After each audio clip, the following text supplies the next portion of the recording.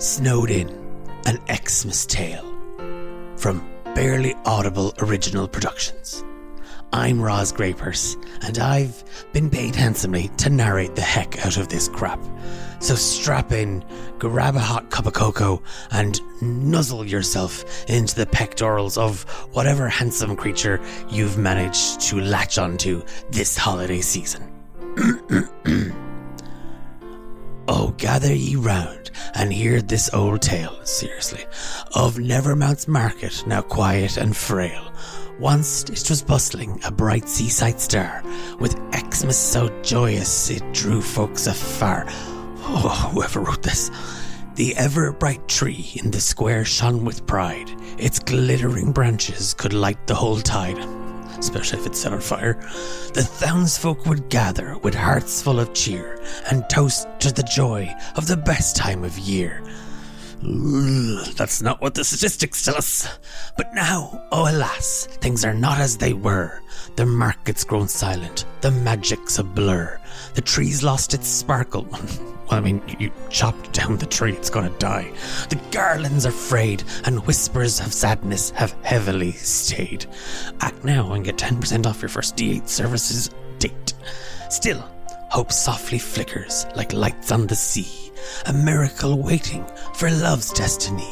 For maybe this Exmas the town will renew, and hearts will find warmth as old dreams become new. Ah, that's lovely. Probably won't happen though. Where's my check?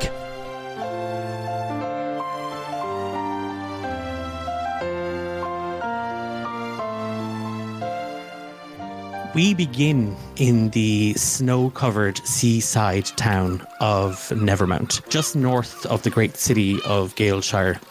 The town and word of what happened during the winter's gala ball has reached the people.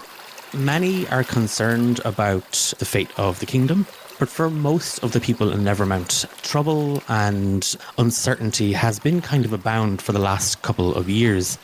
The king's death is just another drop in the ocean of their worries. What once was a bustling seaside village known for its exuberant festivals has, over the last half a century, begun to dwindle and fade into obscurity. Now, with mounting debts, the mayor of Nevermount, Myrtle Blandberry, has called an emergency town hall meeting. Villagers from near and far arrive in on a snowy, blustery evening. You feel the salty wind whip at you as you cross the icy cobbled stones. The town, the village, it's seen better days. You can't help but find yourself reminiscing about shop windows glowing with all manner of spectacles and treats. The streets decorated with just the greenest of evergreen trees. Music of like roving gangs of choirs. Small battles brewing between children from either sides of the street. Now, in front of you, everything is grey. All of you, from your respective positions, as you filter in to the village, see that there is a small flurry of folks heading towards the Evergreen Inn, where the mayor has asked anybody interested to appear, to have their voices heard. Inside, it is much warmer. There is a huge fireplace burning, and there is the faint smell of warm apple cider. You find a seat, and at the top of the room, you spy the mayor, an older Minotaur lady, fretting back and forth. And occasionally she kind of looks up as more people bolster in through the door. Every now and again, you see the owner of the Evergreen Inn coming around from back, carrying just another stack of chairs, handing them out to people and getting people to kind of squash up against the wall or pull out that bench. You catch his eye in a moment and he smiles. There's always been that something about Jaq. He inherited the Evergreen Tavern when his parents passed away. His parents passed in a freak blizzard accident only a few weeks after he married his one true love, who then passed a couple of years later in a similar freaky blizzard accident, leaving Jaq a single father to his half-elf daughter, Snowdrop North, who you do see, she's sat on the bar and she's got the little ladle and she's pouring out little cups of the warm apple cider and adding a little sprinkle of cinnamon herself. Jaq, as he kind of puts down another nest of chairs for people to kind of gather themselves into, a single bead of sweat just kind of dripping down his forehead. He has this sort of dusty blonde hair that meets quite a sharp, well-maintained beard. These wonderfully deep, swirling green eyes. He fixes the straps over his shoulders, swoops over to the bar as he scoops Snowdrop into his arms. She looks like her mom in a lot of ways, but she has her father's eyes. And the pair of them share a kind of a laugh as the mayor kind of just clears her throat. Myrtle, remember your lessons? Remember public speaking? Envision everybody naked. Okay. Oh God, you're all naked. Okay. So, thank you everybody who has come to the to our emergency town hall meeting of great severity. I couldn't think of a better title. I apologize. The town is spiraling out of control. There's no budget. There's no money. The coffers are gone. If anybody has any spare cash going, that would be great. That would be lovely. I've sent a letter to the king asking for a small loan. The king's dead, so I guess we might not get the loan. So if anybody here has any ideas on how we might save the town, I'm all ears and panic. And she's just she's just drowned in sweat. As Jaq sort of sidles up next to her and like Snowdrop puts a very large cup of very alcoholic cider into her hands. The crowd are kind of like, but like I've got my farm and sure I have my boat and I've got my boat farm. Back and forth, there's all this panic and worry. And a few people kind of start to stand up and like they introduce themselves and then the floor quietens. And all eyes fall on 4 people in the room who've yet to have their say. I'm going to go based off of the screen that I have, and we're going to go that way, and we're going to go clockwise. So, Emma. Okay, so my character is called Meryl, and she has been smugly waiting and listening to these other ideas. She's wearing kind of like a cream-coloured, like knee-length cardigan that she has wrapped around her. Her hair is blonde and perfectly curled, and she's human.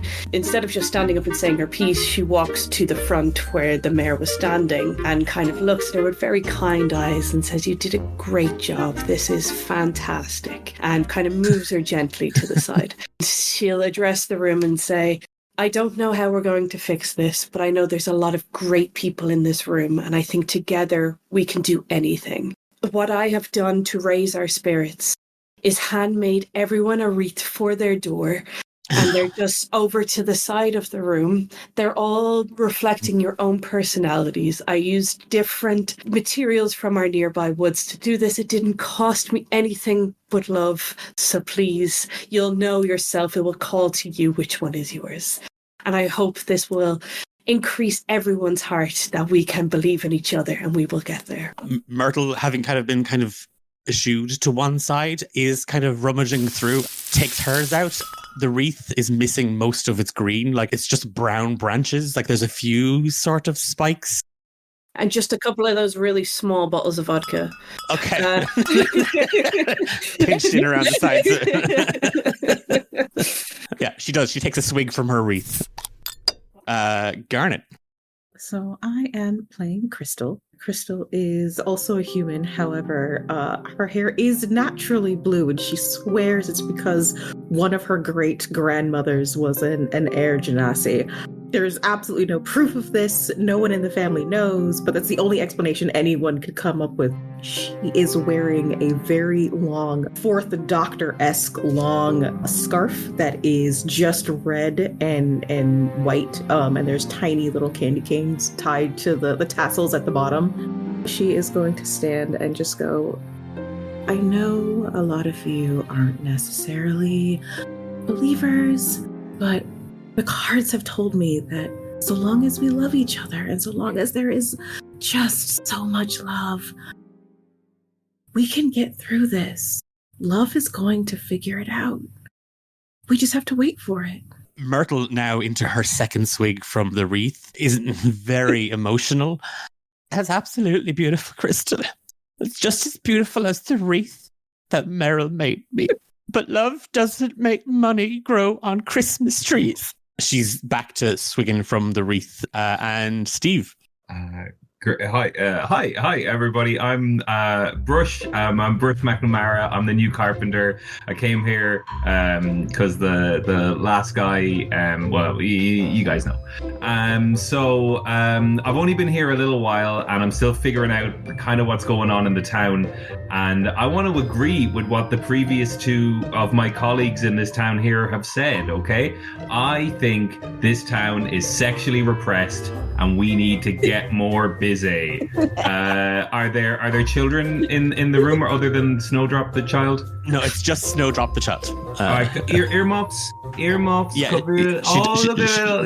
Okay, we need to fuck more because, like, this time. Do you hear how our mayor, how our elected representative? Did you see what Myrtle did up here? That's not the town I want to live in. Anyway, my name's Brush McNamara. I'm really good at woodwork. Let me reinforce your beds. I can install a swing.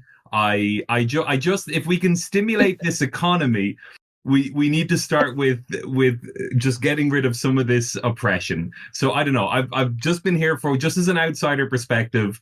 That's just what I can help with. I've got a lathe. I can carve things in any shape. I'm here for you. Thank you. Myrtle, she's kind of gone back to kind of where she had set herself up, and she's kind of rifling through the clipboard. And it is that thing, she still has her Christmas wreath that she just sprays. Like, it's a thing of, like, she literally, like, on the reinforcing your beds, she does a full spit take and then begins to fan herself with the clipboard, all the while looking at Jaq. He's got his hands around Snowdrop's ears. And Tendai. So I'm playing Cran'Beir. Up stands this, like, towering figure who is ripped to fuck, built like a lumberjack, but is wearing this, like, well-maintained baker's apron. They have, like, some little bits of flour and stuff, just kind of like a little dusting here on the cheek. Where it would typically look messy as hell, for them, it actually looks real good. Like, they look like they should be on a baker's holiday calendar sort of situation. They have long white locks that are tinted with red and green for the festive season. They have brown skin, which isn't the most common for a tiefling, but it has an odd bronzy color to it, so they almost look kind of metallic. They have heterochromic eyes, and they have this wide, white smile. They also have, like, a tray of little sweets and desserts. Yes, I agree that we should fortify the beds and be good to each other and love each other, but also we are not eating enough sweets. We're not eating enough good food. The way to success is through a well-filled stomach. And I think that everybody should just take a pause, take a breath. Myrtle, this giant one is for you. You're going to need it. There are things that we could do as a small town. We're not being crafty enough. Meryl's gonna just look at her reeds. Please continue on, Cran'Beir. We need to embrace the season of love. And if love isn't something that we currently have, we should make it. And with that, Cran'Beir is going to kind of, like, look around the room, kind of trying to suss who's single around here. We should develop the town. The town is a bit dated, a bit old, but we can be craftier about this. I think we shouldn't all melt down. We will figure something out. with you and the tray full of baked goods, Myrtle slides just this chocolate log off the tray, all the while eyeing Brush and Cran'Beir. She's trying to be flirty, but as she slides the chocolate, because it is heavy and it's cream laden, half of it falls off and splats on the ground, and she sort of slips back. You raise a good point, Brush, but also Cran'Beir. I am willing to attempt Plan DTF as a backup. However, all is not lost. I had the wherewithal to contact a property tycoon. They're sending us somebody who'll visit Nevermount and will hopefully be able to estimate the value of our properties. And maybe we could invest the money that way. No. What? To sell our town? What? To some busy business lady who's too busy with her own busy life in the city is going to come out here and tell us in our slow, not busy lives how busy she is? I don't believe it. I have a secondary idea that I think would be much better. Third idea, because we have the DTF idea. That's all of ours. That's the 4 of ours. We're sharing that one. Well, yes. You're welcome. I'm in a very monogamous relationship, but it is quite sexually healthy. Again, Snowdrop and on yours. But that's what I'm talking about, and I try and lead a round of applause in the room. Give me a heart roll, Brush, to see if your slow applause for Meryl's happy, healthy sex life is enough. So it's 1d6? 1d6, and you are looking 3. to over 3. It's 5. Oh, yeah. Immediately, the whole, everybody are hooting and hollering for Meryl and their partner, Dick. Okay. I mean, he's Richard, but everyone in the town calls him Dick. Yeah, of course they do. So the applause gets louder. Yeah. Oh, his name's Dick. Everybody is just clapping along. As the crowd they're supporting you, but they're not supporting your idea. It is that moment where the mood has lifted. The door to the Evergreen Tavern just swings open violently, and slipping and sliding, covered in muck and sleet and dirty snow, in the pointiest heeled boots you've ever seen, a human woman wrapped in all black. Her hair and face kind of obfuscated by a heavy hood, stumbles in carrying a briefcase and a small trunk on wheels. Hello, I'm Helyn Wynter of Gardner Realty. Oh, I'm so sorry. I seem to have interrupted some sort of local yokel festive. And she kind of looks around at the inn. You were obviously expecting me. I wasn't expecting all of you here. Is the mayor here? She kind of saunters up, and Helyn introduced herself. She is a representative for Gardner Realty. She's come to start doing estimates of the various buildings.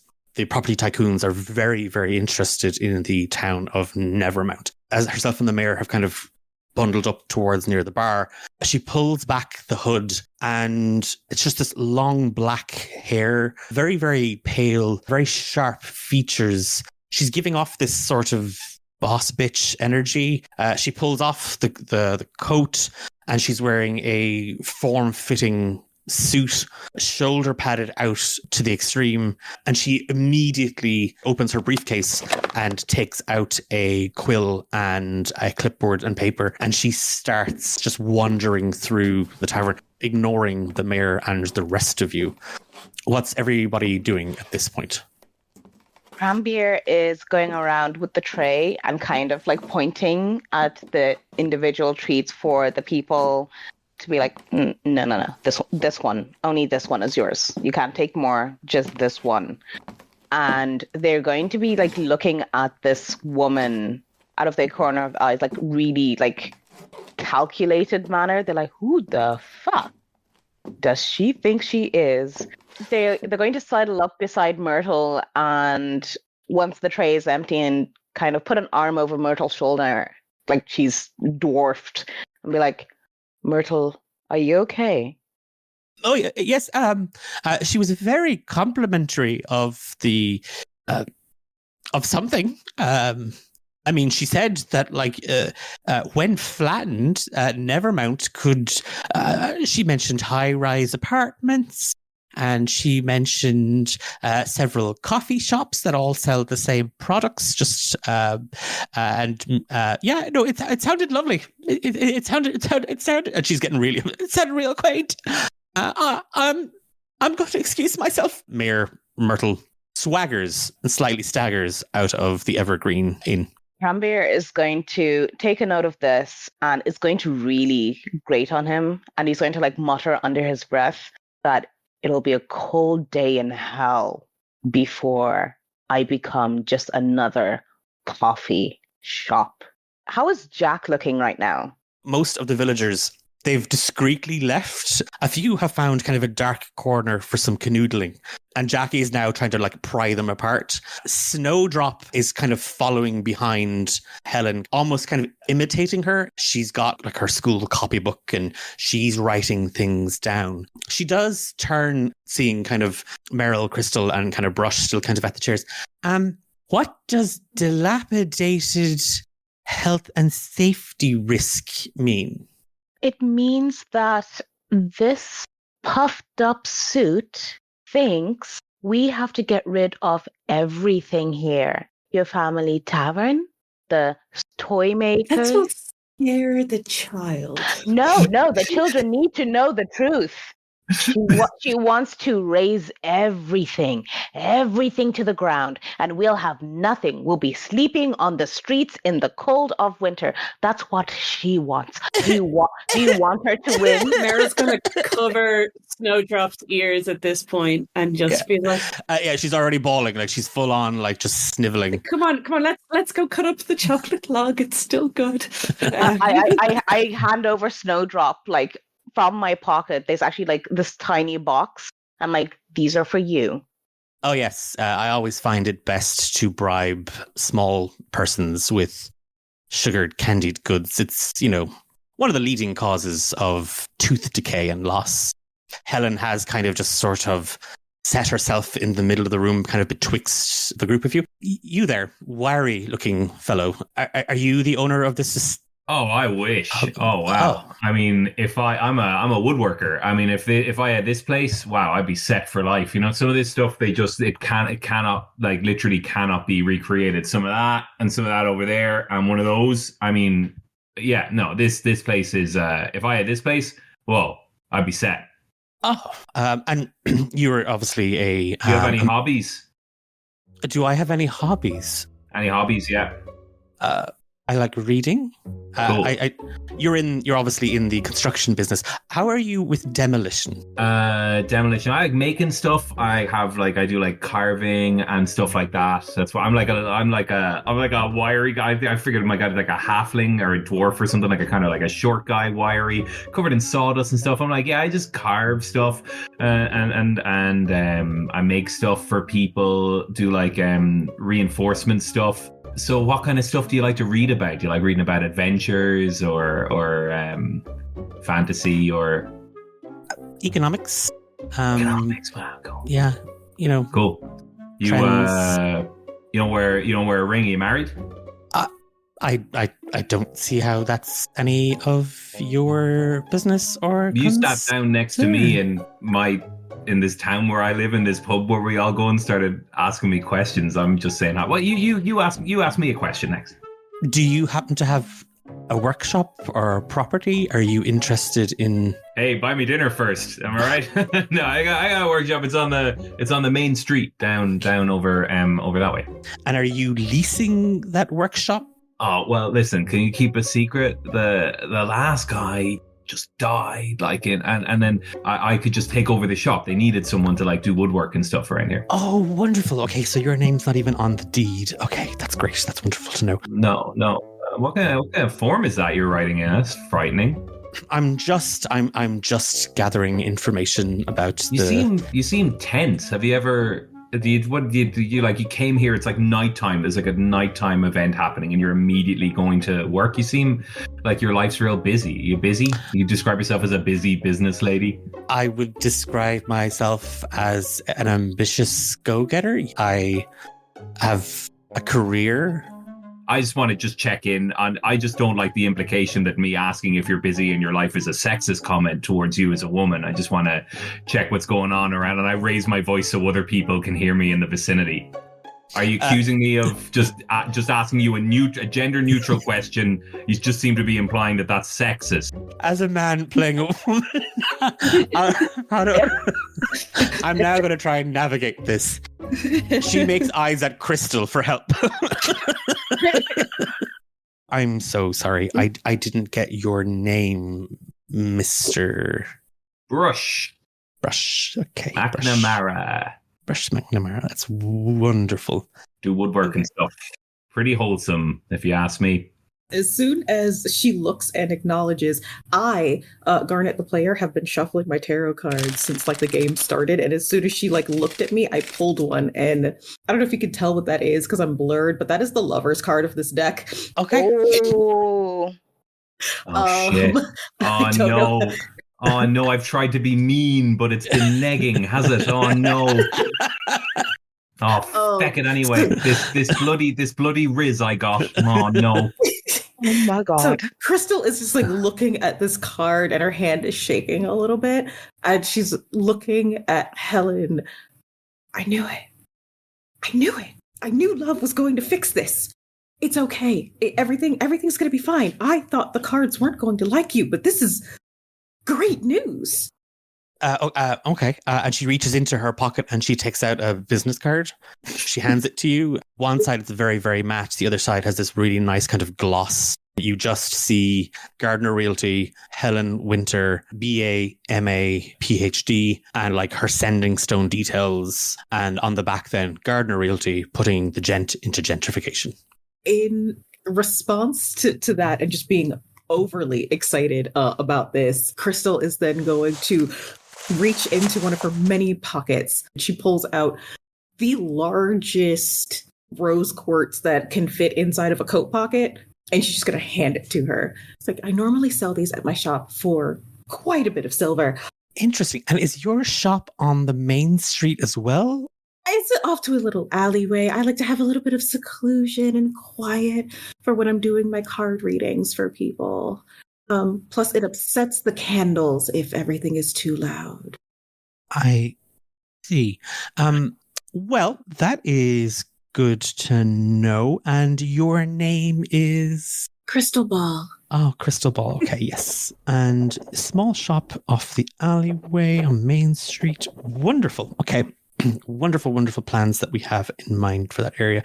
And would you be interested in leasing one of our small mom and pop-up shops when the development takes place? Or are you looking to just vacate the premises? My family's been here for generations. Why would I leave? Oh, that's wonderful. Okay, so we can definitely sell that mom and pop generation feel. Got it. Great. We can cash in on that big time. I'm not entirely sure why you're... Like, the vibes were really good just, like, moments ago, and now the vibes are real... Rancid. They're real weird. The vibes were immaculate a minute ago. Yeah, the vibes were really great. Like, yeah. Like, holy... She's just gonna grab her hands and, like, shove the rose quartz in there. Just focus on the stone. I promise you everything is gonna be great. Selling... There's no reason to sell or lease. We just need a little bit of help in positive ways. Focus on the rose quartz. I promise you everything's going to be just fine. Okay. I'm just going to, and she kind of pulls away from you, Crystal. And when she does, I'm just looking for the, as she says, owner. She turns and she clocks Jaq North right into the jaw with the back of her hand, but she's holding the rose quartz. I'm so sorry. She reaches into like her pocket and she pulls out like a handkerchief and she kind of just like there. It's fine. It's like he's. Oh, is there any ice? Is there any ice in the area? There's a low behind the bar if you want to. I grab a handful of ice and I go, no, that won't. That handkerchief's too small. That won't do it. Quick! Oh, we need something to put. Jack, take your shirt off, Jack. Take your shirt off, Jack, and put the ice in your shirt, Jack. Quickly, Jack. It'll swell. Give me a heart roll. Is it again higher than 3? Higher than 3. Yeah. It's a 2. You run over Brush and you grab a handful of ice. Brush, you're all right. He kind of takes his hand away, and there's a small little cut just under his lip, and like Helyn kind of she goes to dab at it, and he was like, who are you? And again, between the pair of them, there is this Helyn Wynter. She's here surveying. They've already she's kind of finished surveying this. She's looking for the owner. She reckons she could probably get it for maybe 800 gold pieces. There's so much work to be done to bring this place up to code. It's a terrible, paltry, smelly, dingy dive bar. All the while, you all see Jaq just kind of nodding at her, and then she kind of turns. So, is there? I'm so sorry. It is quite late, and I am so tired, and I've so many homes and businesses to survey tomorrow. Is there a place in this village that somebody could actually sleep in that's not haunted and or terrible? You could stay right here. Mm-hmm. This is the tavern. I've taken the liberty of upgrading one of the inn rooms with our new experimental beds. No, they're surely Nevermount has another inn, or I mean, you could stay at mine, but I think here would be nicer for you, to be honest. And Jaq moves behind the bar and takes out this heavy ledger kind of covered in dust. Helyn Wynter one night, and she kind of looking at you, Meryl. You said I could possibly your abode? Oh, but here is much nicer. Mine's got too much stuff, and there's just wreath decorations everywhere. It would be... I just feel like here would be, and you'd be at the center, and you could see everyone come and go, and this town is so much heart just and fine. love. Yeah, no, wonderful. Yeah. I do love the company, and Dick is often away on business, but I just think that you would be so much more better here in this place, you know. And I'll bring you some soft throws that I've created. And I've hand stuffed a pillow, and I'll bring them over immediately with some dinner and goods. Please, no, you're all very villagers. I'm just yes, Helyn Wynter, a room for one, without the future bed if possible. And Jaq kind of gives you the look. Brush, she kind of gives you of course, without the future bed. Wink. Snowdrop has been kind of circling her for most of the time, and it's that thing that kids start doing where it's and that's my dad, and that's Crystal, and that's Cran'Beir, and that's my friend Brush. I'm going to be an apprentice in Brush's workshop, and that's my friend Meryl. Her husband is really, really nice, and she helps me do crafts. And then she takes out a wreath that she made, and it's like a mishmash of little paper decorations, and there is a small little bottle of brandy. In the middle of it, though, all of you recognize that she's kind of made, with the help of Brush, a little wooden cutting of the evergreen tree. It was the center of the town's Exmas festival rituals, and she's made little kind of holes in it. I wanted to put a candle behind it, but Brush said if I put a candle and next to all the dried branches that it would just catch fire and burn everything down. So Brush is really smart, and he's really conscious of health and safety. And Cran'Beir makes the best chocolate logs. Wonderful. Upstairs, I assume, and Jaq just kind of smiles at her very sort of slyly, just kind of yes. Do you want someone to help your bags, or are you able to? I'm fine. And she goes to move, and when she does, the handle comes out of the trunk and everything spills out. All of you do spy a slight flash of colour. You do see what looks like a red sleeve as she bundles everything into it, and she flits upstairs, kind of like briefcase on top of the trunk in her arms. She's muttering her way to herself, and the door slams behind her, and Jaq just kind of looks at the four of you, kind of scooping Snowdrop up into her arms. Well, she's a ticket. Yeah, harbinger of death for the town, I think. I have very little. I don't do great with social cues. I go, Jaq, are you married? He looks. Everybody kind of looks at. You're only new, Brush, but everybody kind of gives you that look. I was married. Snowdrop's mom passed away a couple of years back. Oh, fuck! I'm so sorry. And I said that ignorant thing a minute ago. Oh, no, it's fine. And Snowdrop just kind of nuzzles into her dad. Do you ever want to meet anybody? Oh, Brush, I have a question for you. I need some work done in the shop. And Cran'Beir is going to like put an arm around Brush and be like, tell me more about Yeah, those... but I'm having a conversation. I'm trying. What about those future beds? And you said you can make anything? And he's going to try and like usher him out and kind of look over his shoulder and be like, sorry, I'll tell you all the gossip just to catch you up on what you've missed in the town. I can't believe the four of us have never talked about all this kind of stuff before. I think we're going to be best mates. Jaq kind of goes to start to tidy up after the town hall, and Helyn doesn't manifest for the evening. The four of you, led by Cran'Beir down towards their bakery, you all find yourselves situated around a table. I, for one, was real happy with all the noises we heard walking down the street. Am I right? And I'm like posting up for the high fives because people are fucking in the town.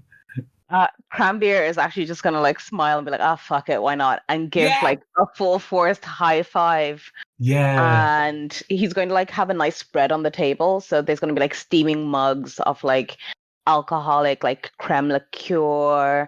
And he's going to like do a Riker sit, turn one of the chairs around, like swing his leg over and like squat and like sit and be like, we need to talk about that wagon. And like his shirt is like rolled up and his like muscles are like bulging. She is terrible. And she's fixed on demolishing this town. You saw Snowdrop absolutely distraught at what this lady was going to do to her family business and everything else, like the toy shop, this place. Someone really made that kid cry real hard. I definitely think we need to have a group session on children's etiquette. But beyond that, what do you think was in her bag? Oh, the red thing? Yeah, what was that? Oh, I don't know. I think we should find that out. I mean, it looked like at least a shirt, if not a dress. Maybe it was just a sleeve. So it's at the very least it's top, but it could be a dress. Very odd considering the lack of joy and life in her wardrobe and her demeanor. Brush, how good are you with locks, as in doors? Here's the thing. The trick with a door is actually not to take the lock off. Most doors you can take the pins off the wall and remove the hinges and just take the door off entirely. So I'm actually pretty bad with locks. But I can get in anywhere. Oh, that's perfect. It's a little cold, so maybe don't just take doors off randomly, Brush. Yeah, no, I don't, but I could. To any of your houses. I won't try it. I'd never do that to any of you guys, but I want you to know that I could.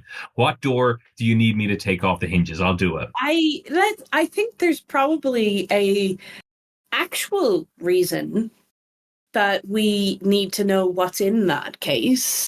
There is no reason we would need to go into her room. There is if there was an issue with the bed. If there was legislation signed by the mayor that all the beds in town had to be upgraded. Yes. Yes. And I think we could get that signed so quickly. Hang on, hand me my wreathing tools. How perchance are these bed updates supposed to be proposed free of charge? Mm-hmm. We legitimately need to go into all of the rooms. if we happen to see something in there, it's not our fault, right? We're just looking after the comfort and safety and sexual health of the town. I could get paid a little bit. We will pay you in cocoa. Can I just check in on what our overall plan is with this? This lady, you guys aren't gonna kill her, right? No, bad vibe. No, good. Okay, cool. Me neither. Because I just wanted to check because you're all being vague about what we're actually going to do. I'm trying to make her and the bar guy. I think they should smash genitals. You know what I'm saying? Except I think they could fall in love and be a family and stuff. And yeah, that's what the cards were saying. That's what the cards, right? You agree with me? Well, I'm assuming we're going to have Jaq in with us while we. Oh, no. No. I'd vote to not have Jaq involved in any schemes for matchmaking. Jaq would sour the vibes, I think. I think it has to happen organically in that we need to get into that room, find out what that red shirt is, and we need to manufacture moments of connection. I can try and set one up here while she's out surveying. Yeah, me cute. What if we had a Christmas ball where everyone has to wear red? And then we don't have to go to the room at all. Yeah, we can do both, right? They can meet a couple of times and then the Christmas ball is where they'll kiss and fall in love. Everyone has to bring someone. I feel like if we can just contrive scenarios where they're both in the same place at the same time, it won't work for a while and then it'll work. I think that sounds good. Yes. And as well, I have a confession as well. You know that kid, the kid who lives in the place. No, I took that little notebook that she has that she was writing stuff in, and I don't know if anyone's better at handwriting than me, but I was practicing writing a contrived message about all her hopes and dreams and all that stuff, and then we'll slip that into the lady's luggage that if she tries to leave, then she'll see this note and think it's from the kid. Let's not steal from children, and we could probably convince Snowdrop to do that herself.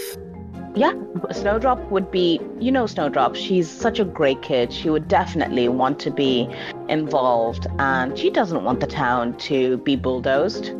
Exactly, yeah. And she's a little stupid. I'm pretty sure she'll do whatever we... Hey. Yeah, that's okay. Not everyone can be as good as my kids, and that's fine. At this point, as you're debating on how cool or stupid Snowdrop is as a child, the door to Cran'Beir's bakery and patisserie shop opens, and the mayor is standing there. We've been a little inspired after, and she reddens in the face. We put our minds and bodies together. And we think that, if this is the last time we're all together, then Nevermount should go out with a bang. The Exmas festival is definitely happening. It's going to be a bit ramshackle and a bit thrown together last minute, but by gumption, we're gonna fucking do it. She's 2 bags under her arms, and she just throws a bunch of Xmas decorations in like one of the bags into the shop. Get busy. We're all doing displays. Some are very interpretive. She flits out with just more pep in her step than you've seen from Mayor Myrtle in many, many years. Okay. Well, looks like the plan is a go. All right. When shall we next meet? Tomorrow morning she'll have to come down for breakfast at Jaq's, right? Okay, so should we be there for breakfast at Jaq's, or? Well, I know she wanted to come and look at my shop, so maybe I can distract her a little bit. Second, we'll do 2 meet cutes tomorrow. We can get Jaq to your shop when she goes there. Mm-hmm. Yeah. And you can do a dual reading. Yeah, we've got this. We if we do this, if we pull this off, we could very well save the town. With a bag full of brightly coloured Xmas decorations, a plan and a hope. You all feel kind of a rush of Exmas magic. So at any point from here on out, if needed, instead of rolling for head or heart, you can instead use Exmas magic to make the thing happen, but then you'll have to roll on the Exmas wild magic table. With the four of you kind of gathered round, and Brush, you're showing Snowdrop's her diary to everybody. She's written an awful lot about like how much she loves Nevermount and how much she loves her dad. And in her little heart, she only has two wishes. One, she wishes to see her dad happy. And she also really wishes to see the ever bright green tree lit up just once. All of you know it. It's the centerpiece of the Nevermount Exmas Festival, a huge evergreen tree that glistens with Exmas magic every year as a shining beacon. It also doubles up as sort of a lighthouse for ships. For many, many years, it has been dimming to the point that now it just doesn't really do much, and they've instead installed a actual functioning lighthouse.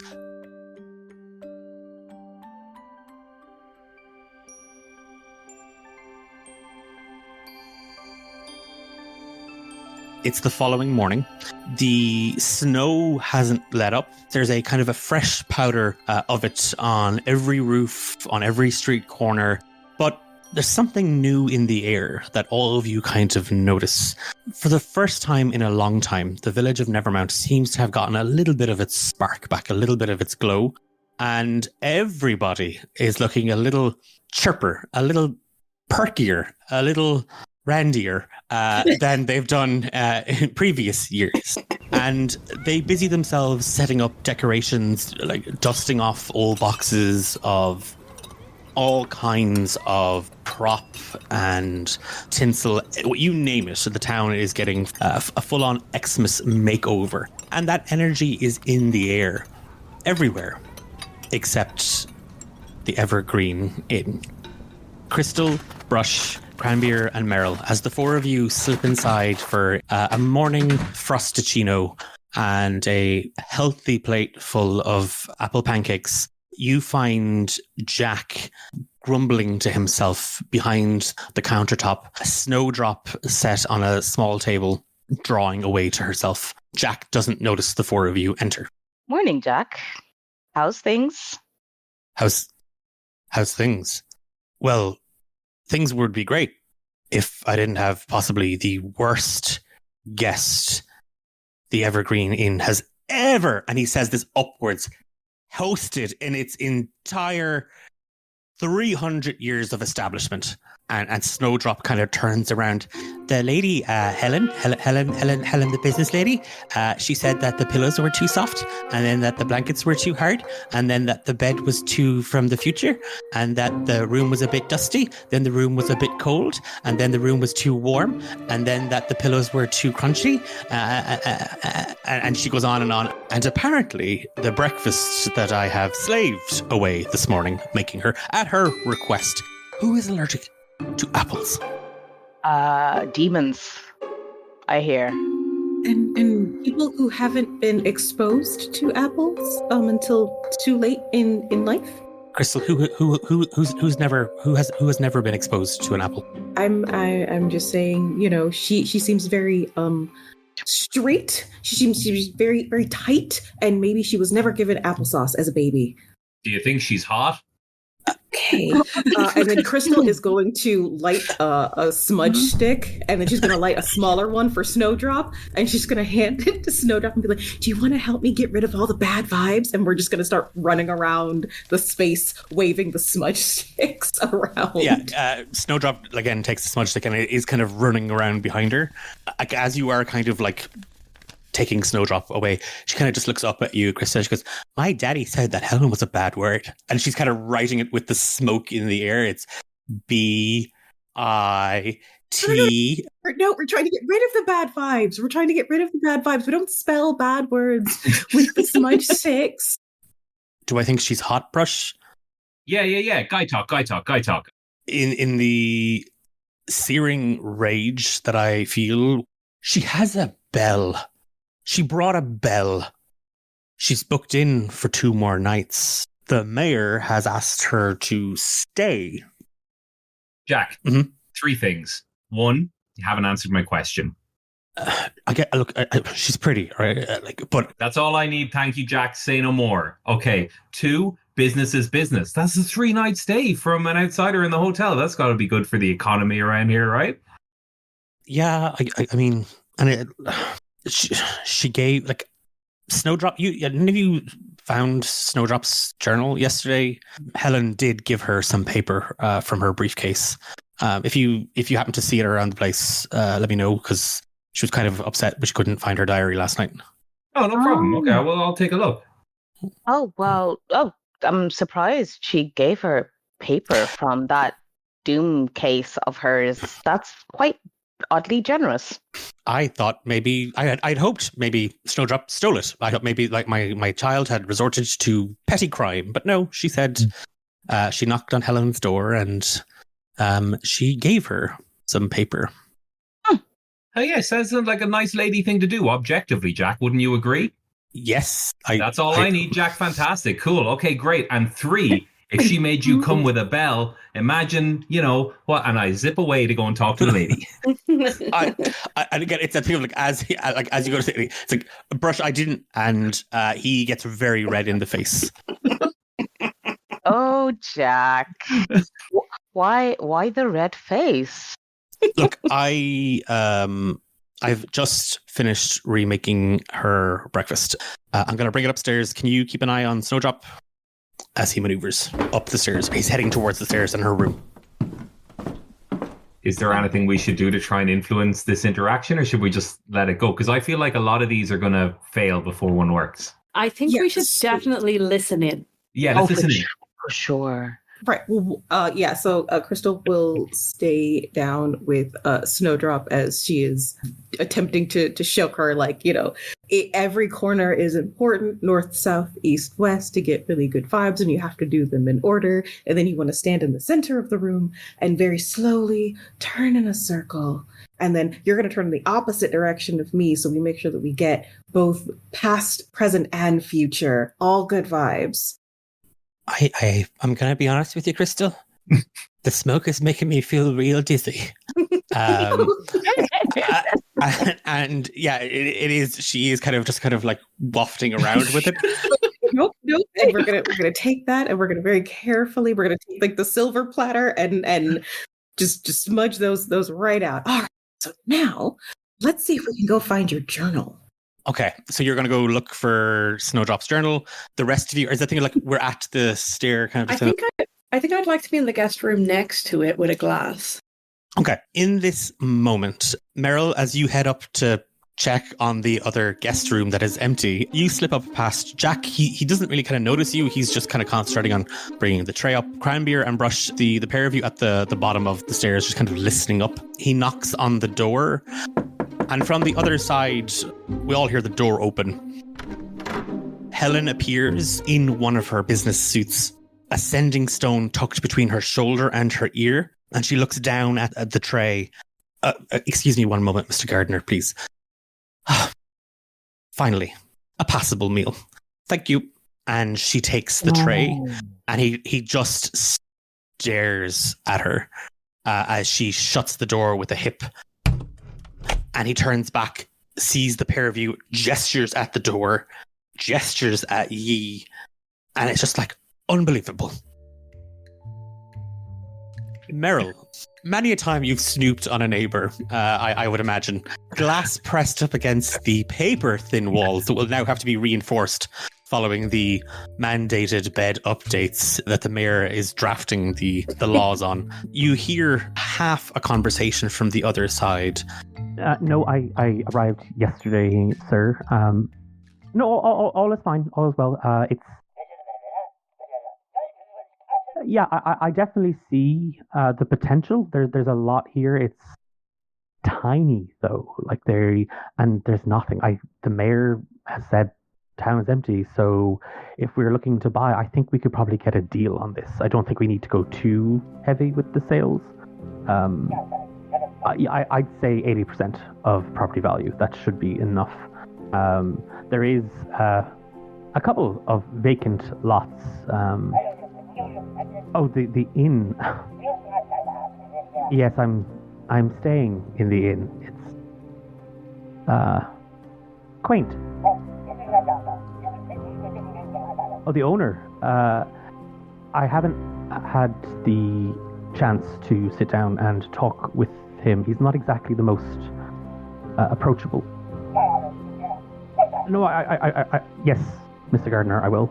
Of course. I know. Yes, you said before, sir, the deal rests on the sale of the Evergreen Inn. I understand. I'll get him to sign the papers today, sir. Thank you. From the other side of the wall, Meryl, you hear her kind of sigh. She sits down. Oh. These are actually really good pancakes.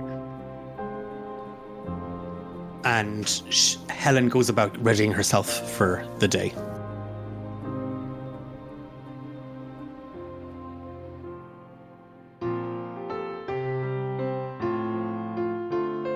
You've been listening to Snowed In, a Romancing the Dungeon Exmas holiday special.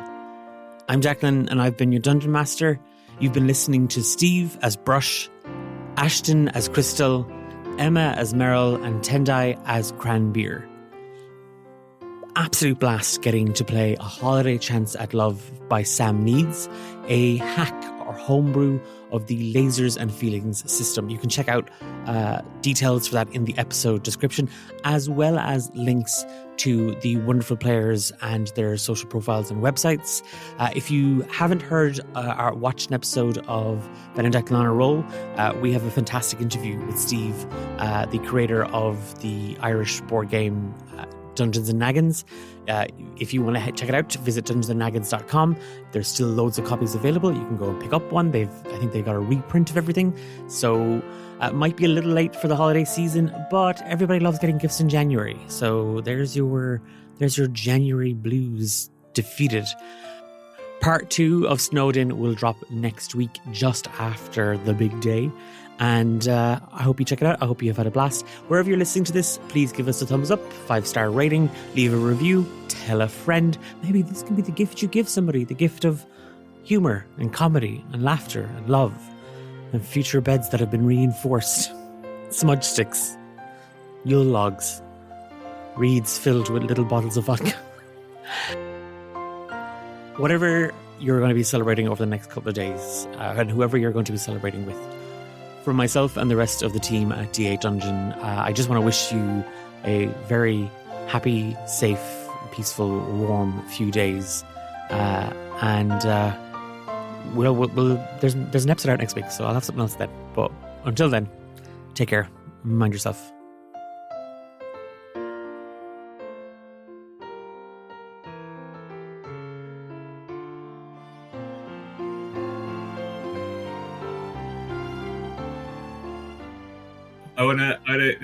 You have just 1 sec. We'll be with you in 1 second. Do I know this lady? Do I know her name? The old lady who's asked me.